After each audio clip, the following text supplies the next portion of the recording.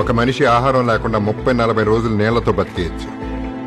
ఆ నీళ్లు కూడా లేకపోతే 3-4 రోజులు బతకచ్చు. కానీ ఊపిరి అందకపోతే ఒక్క నిమిషం కూడా బతకలేడు. 100 రూపాయలకి ఫుల్ మీల్స్, 50 రూపాయలకి వాటర్ బాటిల్ కొన్నట్టు ఇలా ఢిల్లీ ఉత్తరాఖండ్ లాగా 500 రూపాయలు పెట్టి ఆక్సిజన్ కొనుక్కుని పీల్చుకుని బతకాలి. అలా కొనుక్కునే స్తోమత లేని వాళ్ళు తల్లిదండ్రులతో సహా ప్రాణాలు వదులుకోవాలి. మరి దానికి సొల్యూషన్ ఏంటి సార్? వృక్షో రక్షతి రక్షితః. ఒక మనిషి ఒక రోజు బ్రతకాలంటే 7 చెట్లు ప్రొడ్యూస్ చేసే ఆక్సిజన్ అవసరం. మన ఇండియాలో ఒక మనిషికి 7 చెట్లున్నాయి. అదే కెనడాలో ఒక మనిషికి 8,000 చెట్లున్నాయి. ఒకే ఇంట్లో 10-12 మంది ఉంటే 100 చెట్లు నాటాలి. అది కష్టం సార్.